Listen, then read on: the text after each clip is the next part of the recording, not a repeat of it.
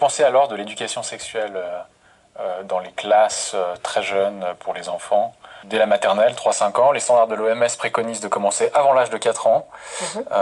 Ils préconisent que soit abordé le sujet de la masturbation enfantine précoce, du plaisir et de la satisfaction liés au toucher de son propre corps, là je cite les standards de l'OMS, ou encore du droit d'explorer les identités sexuelles.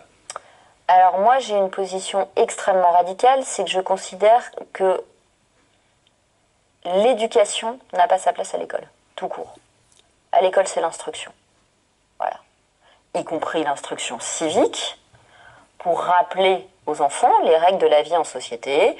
Et on n'humilie pas, on ne se moque pas de quelqu'un sur la base de sa couleur de peau, de sa taille, de son poids, de son sexe, de sa religion, bien entendu.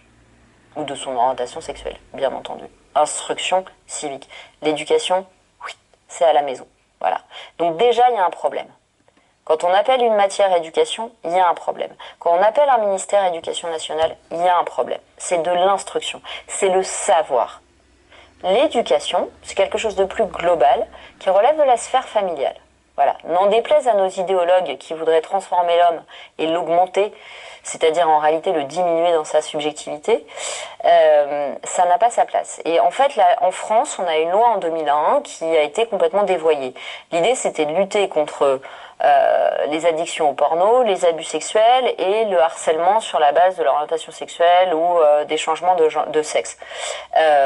Encore une fois, hein, vous faites l'enseignement en biologie d'une part, l'instruction civique d'autre part, vous avez réglé le problème. Vous n'avez pas à mettre dans la tête d'un enfant de 8 ans qu'il peut demander à ses parents de devenir un garçon quand c'est une fille et inversement. Vous créez de la confusion parce que vous parlez de quelque chose d'intime dans un espace public. L'école est un espace public, donc on n'a pas à parler de l'intimité, déjà. Ça les met mal à l'aise. Ensuite, c'est passer outre l'autorité parentale parce que les parents connaissent leurs enfants et selon la sensibilité de l'enfant, il y a des enfants qui vont poser des questions plus ou moins tôt, plus ou moins tard. À l'adolescence, ça dépend aussi du moment de la puberté.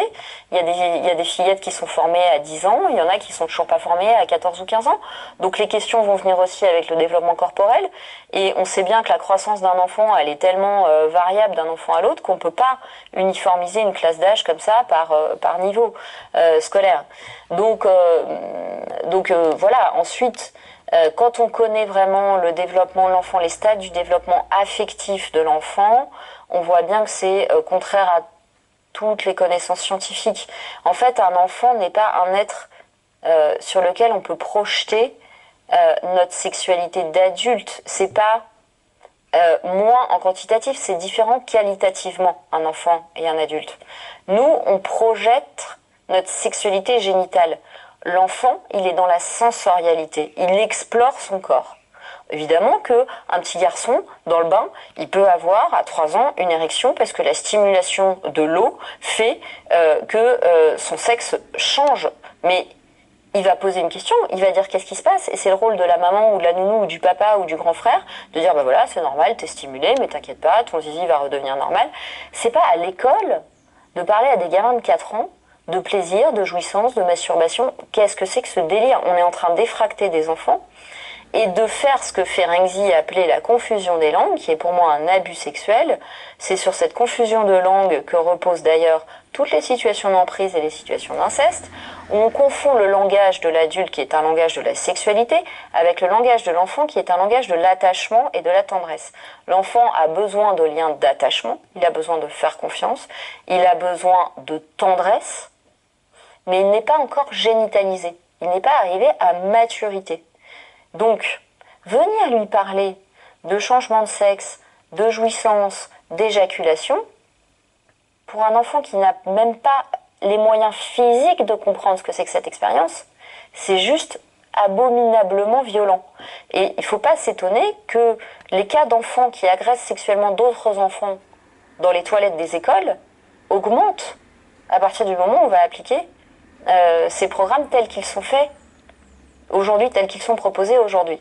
D'ailleurs, la loi était tellement dévoyée qu'on devait lutter contre le porno, les addictions, etc. Il n'y a pas un mot dans ces programmes sur ce que c'est que l'addiction. Par contre, sur des sites financés par l'argent public, donc l'argent du contribuable qui n'en est ni informé, ni à qui on ne demande pas son avis, et ben, des enfants de 11 ans peuvent avoir accès à des pratiques qu'ils auraient eu tout le temps de découvrir par eux-mêmes avec la personne de leur choix, quand ça aurait été le moment pour eux de le faire.